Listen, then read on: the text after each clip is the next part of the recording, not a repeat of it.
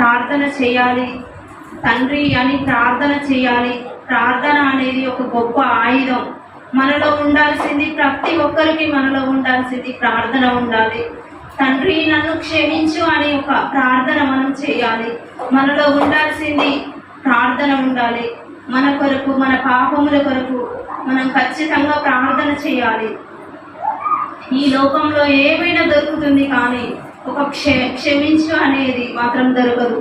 ఏమైనా డబ్బు దొరకవచ్చు, బంగారం దొరకవచ్చు, ఆస్తి ఏదైనా ఇంకేమైనా దొరకవచ్చు, కానీ క్షమించు అనే ఒక పదము యేసయ్య దగ్గర మాత్రమే దొరుకుతుంది. యేసయ్యను సిలువలో వేసినప్పుడు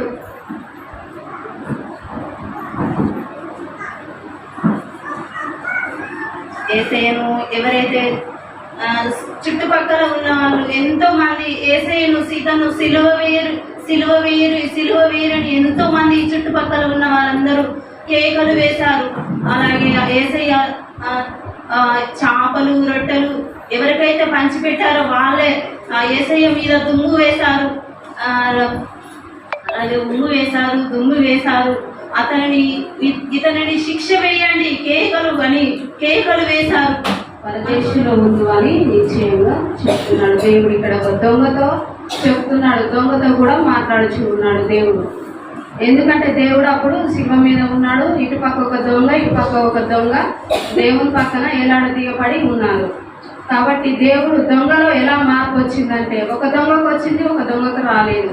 ఎందుకంటే అట్లా ఒక దొంగకు వచ్చింది, ఒక దొంగకు రాలేదంటే, ఒక దొంగకి ఈ శ్వాసంతో ఫస్ట్గా అలా మాట్లాడిన మాట కవిత మాట్లాడింది, వీరు ఏమి చేస్తున్నాడు తండ్రి, వీళ్ళు అసలే వెరగలేకపోతున్నారని దేవుడు వాళ్ళతో చెప్పినప్పుడు దొంగని ఒకటే మాట గట్టిగా పట్టుకుంది. ఎందుకంటే అతని హృదయాన్ని పట్టుకుంది. తండ్రి ఇంత దూషించిన నువ్వు నిజమైన దేవుని కుమారునివైతే నువ్వు రక్షించుకో, నిన్ను రక్షించుకో అని దేవుని ఎంతమంది దూషించరు, దుమ్మెత్తి కోసిరు, ఎంత దెబ్బలు కొట్టినా, ఎన్ని మాటలున్నా కానీ దేవుడు అంత గుణముగా కలిగి హృదయం సారంగా దేవుడు వాళ్ళని శ్రమించాడు. కనుక ఆ దొంగకు ఒకటే వీళ్ళు ఇంత తప్పు చేసిన దేవుడు ఎందుకు వీళ్ళని శ్రమించమని అంటున్నాడని దొంగ ఏడ్చిండు. ఒక పక్క ఏడ్చుకుంటూ, అయ్యో ఇంతసేపు నేను దూషించింది ఈ దేవుడు, నిజమైన దేవుని కుమారునివైతే నిన్ను నువ్వు రక్షించుకో అని ఎంతో దొంగ కూడా అప్పటిదాకా ఎంతో మాటలు మాట్లాడి. ఎందుకంటే ఆ నైట్ మొత్తం దేవునితో వాళ్ళు శిరసాలో వేసినప్పుడు ఆ దొంగలు కూడా దేవునితో పాటు శిరసాలో ఉన్నారు.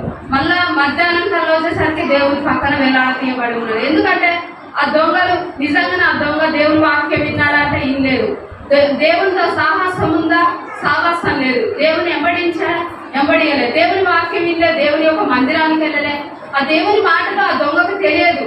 ఎందుకంటే ఆ దేవుడు ఎలా మాట్లాడిందో కూడా దొంగకు తెలియదు. కానీ దొంగ ఒకటే ఒక మాట పట్టుకుంది. ఎందుకంటే ఇప్పుడు ఇంత చెప్పిన కవిత ఒక మాట చెప్పింది చూడు, ఫస్ట్ మాట అతని హృదయాన్ని పట్టుకొని అప్పుడు దేవుడు దేవుని అంటున్నాడు, అయ్యో దేవా నీ రాజ్యంలోకి వెళ్ళినప్పుడు నన్ను నువ్వు జ్ఞాపకం చేసుకో అంటున్నాడు. అంటే దేవుడు కూడా నువ్వు నాతో పాటు కూడా నువ్వు నేడు నాతో పాటు నువ్వు పరదేశంలో ఉన్నావని నిశ్చయంగా దొంగతో చెప్తున్నాడు దేవుడు. ఎందుకంటే ఇంకో దొంగ మారలేదు ఇక్కడ. ఎందుకంటే ఎంత మారు మనసు కలిగి, ఎంత దీనత్వం కలిగి, ఎంత పశ్చాత్తాపంతో అడిగి ఉంటాడు, విశ్వాసం కలిగి అడిగితేనే దేవుడు అక్కడ పరదేశంలో ఉంది మనం ఆజ్ఞ ఇచ్చాడంటే అంత దీనత్వం. మనం కూడా దేవుని వాక్యం వింటాము. దేవుని సన్నిధి 13వ అధ్యాయము 55, 56 ఇక్కడ దేవుడు మాట్లాడుచున్నాడు. ఇతడు వడ్లవాని కుమారుడు కాడా, ఇతని తల్లి పేరు మరియ కాదా, యాకోబు, యేషోబు, సిమోను, యూదేయం వారు ఇతని సోదరులు కారా అని దేవుడు మాట్లాడుచున్నాడు వాక్యం ద్వారా. ఇక్కడ యోహానుకి ఎందుకు అప్పచెప్పాడు, ఇతను సహోదరులు నలుగురు ఉన్నప్పటికీ యోహానుకి ఎందుకు అప్పచెప్పాడన్నది ఇక్కడ మనం గమనించుకోవాలి. ఇక్కడ నలుగురు అన్నదమ్ములు ఉన్నప్పటికీ ఇప్పుడు యేసుక్రీస్తు వారు పెద్దవాడు, తర్వాత మరియకు వివాహం జరిగిన తర్వాత నలుగురు కుమారులు పుడుతురు. వారికి యాకోబు, యోసేపు, సిమోను, యూదా అన్న పేర్లు పెట్టబడుతుంది. వీరు ఉన్నప్పటికీ యోహానుకు అప్పచెప్పుడు తన తల్లిని మేకులతో కొట్టబడి ఉంది, శిలువపై ఏలాడుచున్నాడు. కానీ తల్లి బాధ్యత ఏమాత్రము మర్చిపోకుండా తన స్నేహితుడికి తల్లిని అప్పచెప్పడం జరుగుతుంది. ఇక్కడ మనం కనులారా చూడొచ్చు. వాక్యం ద్వారా మా చదివినాము, మనం విన్నాము. ప్రతి విషయం మన హృదయంలో భద్రపరచుకోవాలి. ఇప్పుడు రెండో మాటలో దేవుడు దొంగను ఏ విధంగా రెప్పపాటున తనను క్షమించి ఉన్నాడో, ప్రేమను కూడా మనం నరవతారిగా వచ్చి నీ నోటి నిండా నవ్వును, నీ ముఖంలో చిరు నవ్వును, నీకు సంతోషమును కలుగ చేసిన రోజు ఆయన బలి అయినాడు. గొర్రె పిల్ల వలె బొచ్చు కత్తిరించు వాని ఎదుట మౌనిగా గొర్రె పిల్ల ఎలా ఉంటుందో అలాగా మౌనిగా ఉన్నాడు. నోరు తెరవలేదు, ఆయన ప్రేమ బదులు పలకలేదు. నీ కోసము నా కోసము ఒక గేదెను సాదుకుంటే గేదెకు ఆ యజమానుడు గడ్డి కోసుకొచ్చి వేసి దానికి ఎన్నో రకాలుగా ఆహారం పెట్టినప్పటికి కూడా అది తెంచుకొని పక్కవాని పొలంలో పడితే ఏం చేస్తారు? పక్కవాని పొలం వాడు దాన్ని కొట్టి దాన్ని తీసుకుపోయి బంధం తోటలో వేస్తే అది ఏం చేస్తుంది?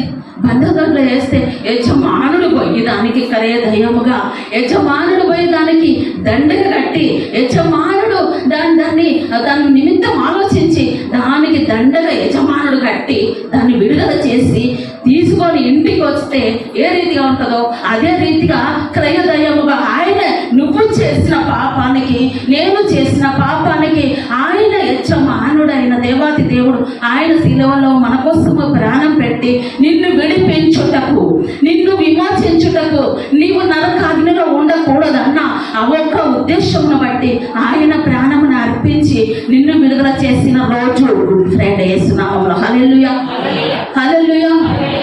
నిజంగా తండ్రి వీరేమి చేయుచున్నారో వీరు ఎరగరని కవిత మంచి వర్తమానమును తెలియజేసిన వివరించి ఉన్నారు. నిజంగా తండ్రి వీరు ఏం చేస్తున్నారో వీరికి తెలియదు అంటే తండ్రితో చెప్పుకుంటున్నాడు వీరు ఏం చేస్తున్నారు, ఇంకనూ క్షమించమని అడుగుచున్నాడు. ఎన్ని రకాలుగా చిత్రహింసలు పెట్టినా ఇంకా క్షమించమని అడుగుచున్నాడు. ఆ రెండో మాటకు వచ్చినప్పటికీ క్షమించాడు. మూడో మాటకు వచ్చేసరికి తల్లిని శిష్యునికి అప్పగించాడు. ఈ నాలుగో మాటకు వచ్చేసరికి కూడా తండ్రి నాదేవా నాదేవా అంటున్నాడు. అక్కడ చూస్తే తండ్రి అని పిలుస్తున్నాడు మొదటి మాటలో, మరి నాలుగో మాటకు వచ్చేసరికి మరి తండ్రి అని పిలవలేకపోతున్నాడు. ఎందుకు పిలవలేకపోతున్నాడు? నా దేవా అంటున్నాడు. మరి తండ్రి అని పిలవలేకపోతున్నా నా దేవా అంటున్నాడు. 19వ అధ్యాయం 22వ వచనంలో మనం చూస్తూ ఉంటాం. కనుక ఈ యొక్క గురించున్నాను అంటే ఈ యొక్క దప్పిక గురించి మనము ఈరోజు మాట్లాడుకుంటున్నాము. అసలు మన యొక్క వాడుక భాషల్లో అయితే దప్పిక అంటే మీ అందరికీ తెలుసా? హల్లెలూయా. దప్పిక అంటే మీకు తెలుసా? ఏంటండి? హల్లెలూయా. పోనీ దాహం అంటే తెలుసా? దాహం అంటే ఏంటిది?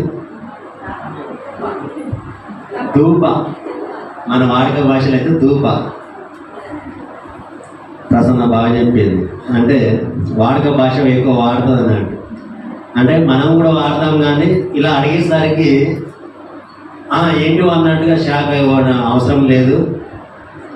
ఈ దప్పిక అనేది సహజమే. మన యొక్క మానవ శరీరములకు, మన మానవాళ్ళకి దప్పిక అనేది సహజమే. ఎందుకు అంటే ఎండ పెట్టినప్పుడు కానీ, ఎక్కువ మనము పని చేసినప్పుడు కానీ, ఇలా శరీరకరంగా మనము దాహం వేస్తూ ఉంటుంది, ధూప అవుతూ ఉంటుంది. అప్పుడు ఆ దాహం వేసినప్పుడు మనం ఏం చేస్తామంటే పోయి ఎండి గడ్డి తింటాం. హల్లెలూయా. అంతేనా? నీళ్ళు తాగుతాం. దేవునికి స్తోత్రం. ఆ నీరు తాగినప్పుడు మనకు ఏమవుతుందంటే దాహం అనేది తీరుతుంది. అప్పుడు అమ్మయ్య అన్నట్టుగా మన యొక్క ప్రాణం అనేది చల్లబడుతుంది. లేకపోతే దాహం అయినప్పుడు ఎంతగా అల్లాడుతారో ఆ యొక్క దాహం విలువ మనకు తెలియాలి. ఏమిటి అంటే ఈ యొక్క యోహాను సువార్త 19వ అధ్యాయము 8వ వచనంలో మనం చూసినట్లయితే నేను దప్పికొనుచున్నానంటే ఇక్కడ యేసుక్రీస్తు ప్రభువారు శరీరముగా దప్పిక గురించి మాట్లాడుచున్నాడు అని కాదు, కానీ ఈ యొక్క ఆత్మల కొరకు దప్పిక ఆయన వచ్చింది 33 సంవత్సరాల జీవితంలో 30 సంవత్సరాలు సిలువను ఆరంభించి ఇక చివరికి సిలువను ఎక్కే వరకు కూడా అతను చేసిన కార్యక్రమాలు అనేకమైన కావచ్చు. శిష్యులను తయారు చేశాడు, అనేకమైన స్వస్థతలు, సువార్త పరిచర్యలు ఎన్నో విధాలుగా చేశాక సమాప్తమైనదని పలికాడు. ఉదాహరణకు మీరు ఆలోచించండి, విద్యార్థులుగా ఉన్నప్పుడు ఎగ్జామ్స్ జరుగుతాయి అనుకోండి. ఇప్పుడు 10th క్లాస్ ఎగ్జామ్స్ మొన్న జరుగుతుంది. ఇప్పుడు సంవత్సరం మొత్తం చదివిన వాడికి ఏమో పూర్తిగా వాడు భయపడకుండా వెళ్ళగలడు. సగం చదివిన వాడికి ఎలా ఉంటుంది, మరి నేను చదవలేదు కదా, ఎలా రాయాలి ఎగ్జామ్ అనే ఒక బాధ ఉంటుంది. కానీ ఇక్కడ అదే పూర్తిగా మొత్తం చదువుకుని వెళ్ళినవాడు అనుకో ఎలా ఉంటాడు, నేను రాయగలను అనే ఒక ధైర్యంతో ఉంటాడు. అదే సగం ఏం చదవకుండా సగం వెళ్ళిన వాడికి ఏముంటుంది, ఎగ్జామ్ పేపర్ చూడాలని ఏమవుతుంది, భయం అవుతుంది. కానీ ఇక్కడ యేసుక్రీస్తు ఏమంటాడు, 17 యోహాను సువార్త 17:4 ఏమంటాడు, చేయుటకు నీవు నాకు ఇచ్చిన పనిని సంపూర్ణంగా అన్నాడా, సగం అన్నాడు? సంపూర్ణంగా చేయటానికి నువ్వు నాకు ఇచ్చిన ఏదైతే పని ఉందో సంపూర్ణంగా నేను నెరవేర్చి వచ్చి తిని అంటున్నాడు. అంటే యేసుక్రీస్తు ఒక సందర్భంలో ఈ గిన్నెను నా దగ్గర నుంచి నీ చిత్తమైతే తీసివేయండి అంటాడు. అంటే అది ఎంతో ఇబ్బందికరంగా ఉంటుంది, అయినప్పటికీ కూడా దాన్ని స్వీకరిస్తే. ఎందుకంటే రేపు అనేకమైన, అంతకుముందు ఎలా ఉండేది పరిస్థితి అంటే, గొర్రెల్ని పాపం చేసినప్పుడల్లా గొర్రెని బలి ఇవ్వాలి. నోవా దినంలో చూడండి, జలప్రలయం తర్వాత ఒక జంతువును బలించినప్పుడు దేవుడు దాన్ని స్వీకరిస్తాడు. అంటే పాపాలు పాత నిబంధన కాలంలో కానీ ధర్మశాస్త్రంలో కాలంలో ఏమవుతుందంటే, వాళ్ళు ఏ పాపం చేసినా కూడా పాప పరిహార బలులు ఇవన్నీ బలులు ఉంటాయి అన్నమాట. బలులు అర్పించి చివరికి బలులు అర్పించడం కంటే ఒక మనిషి రక్తం అనేది ఎప్పుడైతే చిందించినప్పుడు ఆ పాపం పోవాలి. ఈ కోడలను దూడలను అనేకమైన వాటిని అర్పించడం కంటే ఒక మనిషి బలివ్వగాడు. దానికోసం యేసుక్రీస్తే బలై ఒక శరీరం అర్పించి లోకంలోకి వచ్చి కన్య అయిన మరియ గర్భంలో జన్మించినప్పటి నుంచి కూడా ఆయన జీవితంలో కూడా ఎక్కువగా ఏమున్నాయంటే కష్టాలు, అవమానాలు, నిందలు, శోధనలు, ఎక్కడ కూడా అతనికి సుఖం లేదండి. ఎన్నోసార్లు కూడా అనేక ఆ బ్రతికిన దినాలన్నింటిలో కూడా కష్టాలు. అందుకే సేవా జీవితం కూడా మనకి పూలబాట్లాగా ఉండదు, ముళ్ళబాట్ల లెక్కనే ఉంటుంది. ఇబ్బందులు, అవమానాలు, నిందలు ఎన్నింటిలో తట్టుకుంటే కానీ ఆ పరీక్షను గెలవాలి. ఈరోజు పరీక్షల్లో కూడా ఒక చిన్న జాబ్ సాధించాలంటే కూడా ఎన్నో శ్రమలు, ఎన్నో అనుభవించి కష్టపడి చదివితే కానీ ఒక చిన్న ఉద్యోగమే రాదు నీకు. అలాంటిది నీకు పరలోక రాజ్యం రావాలంటే మన కోసం దేవుడు ఆయన ప్రాణాలను సైతం లెక్క చేయకుండా మరి సిల్వలు అర్పించడం జరిగింది. చేతికి నా ఆత్మను అప్పగించుకుంటున్నాను. ఎందుకు ఆయన గొప్ప శబ్దం వేశాడంటే, ఇంతకాలము నాకు అప్పగించిన పనిని నేను నమ్మకంగా చేశాను, ఇంతకాలం నేను ఈ లోకంలో ఉన్నాను కాబట్టి నా ఆత్మని ఇప్పుడు నేనేం చేసుకోవాలి, మీకు అప్పగించుకోవాలి. మీరందరూ మీరు కూడా మన ఆత్మను అప్పగించుకోవాలి తండ్రికి.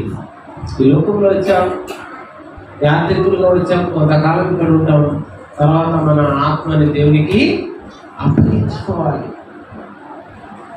అందుకని ఆది కాండంలో మనం చూసినట్లయితే, ఆది కాండము 2వ అధ్యాయంలో అక్కడ కూడా ఒక మాట ఉంది చూడండి.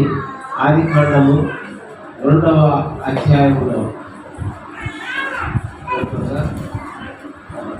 ఆది కాండము 2వ అధ్యాయము 7వ వచనంలో ఇక్కడ దేవుడైన యెహోవా నేల మట్టితో నరుని నిర్మించి వాని నాసికారంధ్రములో జీవ వాయువును ఊదగా నరుడు జీవాత్మ.